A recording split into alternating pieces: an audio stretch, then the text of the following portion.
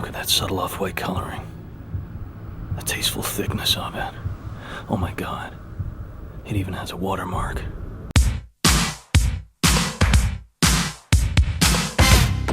Patrick Bateman.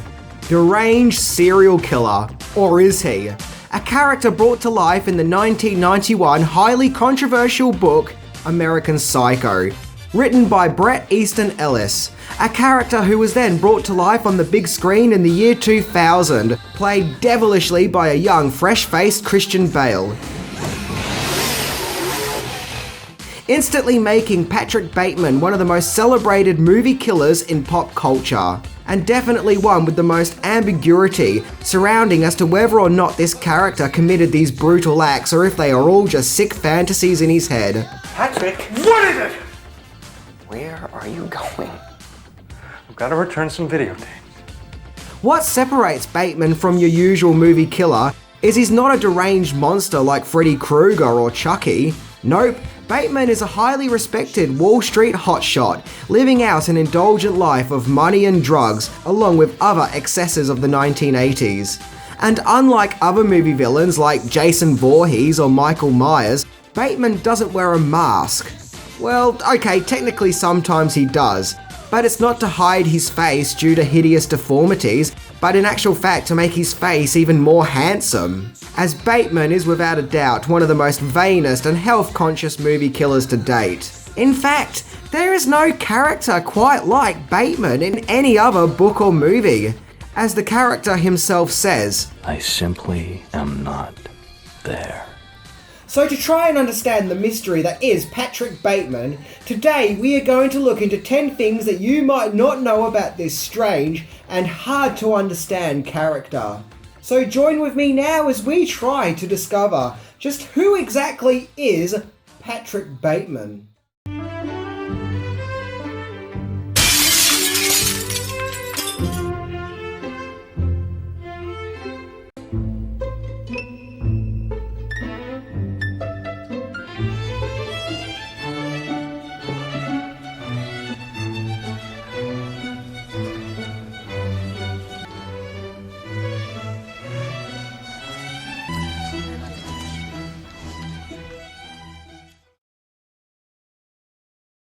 Number 10. Patrick Bateman is banned from Rolexes. Remember that memorable scene in the movie where Bateman grumpily tells one of his midnight lovers not to touch his watch while they are sleeping? Don't touch the watch.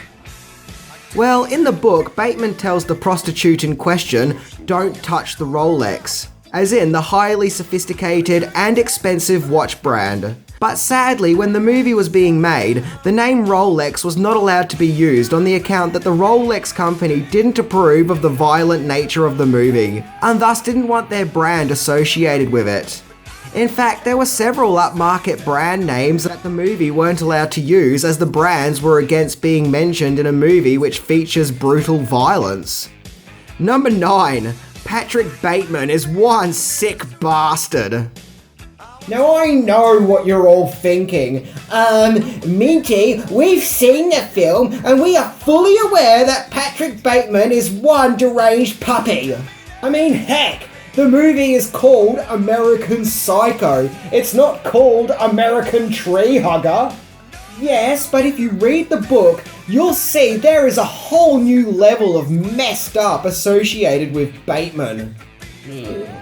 Indeed, unlike the movie, the book doesn't hold back from the intensity, or gruesome violence for that matter, as to just how messed up Patrick Bateman is. In fact, the book is so violent, it was even banned in certain parts of the world. In fact, I'm pretty sure it's still semi-banned here in Australia, and it can only be sold commercially if it's sealed up. In the book, there is a scene where Bateman kills a young boy at the zoo, and it's explained how he cooks and eats his victims, and even makes sausages and meatloaf out of their flesh. And in one truly shocking scene, Bateman even performs a perverted sexual act on a decapitated head. I ate some of their brains. And I tried to cook a little. In other words, A lot of Bateman's sadistic antics were never going to be able to be filmed in movie format. Number 8. Bateman doesn't actually work. Although Bateman is living the high life of 1980s Wall Street, we never actually see him do anything. Yeah, we see him lay about the office here and there, but when push comes to shove, we never see Bateman actually working for his money. And the book is actually the same, with many of the scenes taking place at parties and nightclubs. This is supposed to signify that Patrick Bateman is so ridiculously rich and successful, he doesn't even need to actually do any work. He has reached such a position of power in life that he can get away without actually working. And you can always tell how successful an 80s businessman is by the length of their mullets. Number 7. The surname Bateman was inspired by Norman Bates. Yep, from one American Psycho to another, Patrick Bateman got his surname Bateman from the character Norman Bates from the classic movie and book Psycho. Probably the most famous and most deranged fictional psycho of them all. One thing's for sure, he didn't get his name from Jason Bateman. So yeah, all they did is take the name Bates and modify it into Bateman. But if you take the E out of Bateman, you then get Batman. Wait a minute. Bateman? Batman? Both played by Christian Bale? Number 6. Christian Bale nearly wasn't Patrick Bateman. Yeah, originally Bale wasn't considered famous enough for the role, and the powers that be behind the movie wanted a more established and more marketable actor to play the role. So thus Leonardo DiCaprio was brought on board, who was kind of the go-to guy of the late 90s and early 2000s, after starring in Titanic. But DiCaprio wanted to make several changes to the script and the character. He didn't want Bateman to be so cold and shut off, and actually wanted to make him more sympathetic. Because nothing screams out sympathetic quite like a serial killer who kills people with a chainsaw. So because DiCaprio couldn't see eye to eye with the movie's production, Ewan McGregor was then brought on board to play the chilling role, as McGregor at that time was becoming a big name thanks to starring in The Phantom Menace. But Bale really wanted the role and felt passionate about it, and apparently begged McGregor to turn it down so he could step in and take his place. And so McGregor did just that, and thus Bale got his time to shine, and a movie legend was born. And on that note, we have our next entry. Number 5. Christian Bale isn't the only actor to play Patrick Bateman. That's right, in 2013, an American Psycho musical hit London and Broadway theatres. Because if the story of American Psycho can be told via book and movie, I guess it can also be told through musical format too, I guess. In the London rendition of the play, the part of Patrick Bateman is played by none other than the 11th Doctor himself, Matt Smith. And to be honest, from the bits and pieces I've seen of Smith, he actually pulls it off nicely and has the creepy factor and level of intensity required for the role. And Smith does look utterly deranged and like a guy who could do some serious damage, which I honestly would not have expected coming out of Smith, because, you know, fezzes are cool. In the American version, the part is played by Benjamin Walker, and to me personally, he doesn't quite have the creep factor or intensity of Smith or Bale for that matter. But maybe that's not a bad thing. Maybe that itself is creepy, having a Patrick Bateman who looks and acts like a normal guy, and thus would make his crimes, or supposed crimes, that bit more out of whack and horrific. Number 4. Bateman has health issues that are not addressed in the film. In the movie, we learn that Patrick Bateman is hell-bent on maintaining a high standard of physical health and perfection, and has his daily health and beauty routine, which he abides in an OCD-style dedication. Bateman's love for his health and physical appearance is the same in the book too, although in the book we actually learn that Bateman works out in a gym. However, in the book, there are some underlying health issues concerning Bateman. For a start, he often suffers nosebleeds due to the excessive use of cocaine.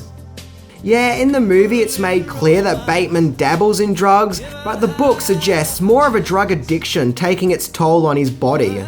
And at another moment in the book, Bateman even has a severe panic attack. Once again, going against the strong image of masculinity and perfection seen in the movie. It's funny how in the film, Bateman is the embodiment of good health, whereas in the book, that's not really the case. Number 3. Bale based his performance on Tom Cruise. Christian Bale was trying to find his way with the character to try and discover just how he was going to perform this disturbing business executive killer. After all, the character of Patrick Bateman would not be an easy one to try and grasp. However, by sheer fate, Bale found how he would perform the physical mannerisms of Patrick Bateman one night while watching a Tom Cruise interview on the David Letterman show. Bale was taken back by Cruise's intensity and over-the-top enthusiasm, and thus Bale has channeled Cruise's mannerisms and behaviour from the interview into his own performance of Patrick Bateman. You like Huey Lewis in the news? They're okay. And once you know that, it really does kind of make sense, as Cruise can be a little, well, let's just say a little over the top sometimes. It's honestly a good thing that the film wasn't made 5 years later in 2005, or otherwise we probably would have had Patrick Bateman jumping up and down on couches. Number 2. The movie was going to be directed by David Cronenberg. Yeah, that's right. At one stage, shock body horror filmmaker David Cronenberg was attached to the movie and was going to direct. Cronenberg is best known for directing gross-out movies such as Scanners, Videodrome, and The Fly. And I can see why he was brought on board. American Psycho is the perfect project for such a director. And I feel like under his direction, it definitely would have been even more gruesome and intense and surreal for that matter. However, that said, I am kind of glad that Cronenberg didn't direct the movie because he had some pretty weird ideas. The Cronenberg version of the movie was going to end with a musical number on top of the World Trade Center. Yeah, you heard correctly. A musical number. Good grief. I mean, don't get me wrong, I love Cronenberg and all, but what a terrible idea. However, Cronenberg left the project to work on Extrasens instead, and thankfully his weird musical ending left with him. Number 1. This is not an exit. The end scene of American Psycho is definitely the most jarring and baffling aspect of the movie, as it leaves the viewer puzzled as to what exactly has been going on throughout the movie, or if anything that we have seen has indeed actually happened. The main thing that does seem to be concise, however, is that Patrick Bateman is one sick, troubled young man. The end scene of the movie, though, pays a clever homage to the book, as the last shot of the movie shows a confused and sweaty Patrick Bateman try to understand his own madness, where in the background there is a sign that reads, "This is not an exit." A small detail, but one that was put there by design, as these were the very last words in the book. Pretty clever when you think about it. Also, the closing sentence of "This is not an exit" is actually kind of tragic, as it sort of demonstrates that there is no end to the madness of Patrick Bateman. And it also tells us, the viewer/reader, that if we're hoping to get a solid answer of what's been going on with Patrick Bateman, forget it. This is not the exit you were expecting. At least that's what I take from it anyway. Well guys, that was my look into Patrick Bateman. Definitely one of the most confusing movie killers, and a character that has gone down to become a truly celebrated horror movie icon. In many ways, I actually don't want definitive answers behind the character. as I think part of the appeal of Patrick Bateman is not knowing. And it's part of that not knowing that makes me torn between seeing him as just a brutal, vicious killer or a victim of his own madness. Anyway, I'm Minty, and I'm off to legally get my own copy of American Psycho the book. See ya!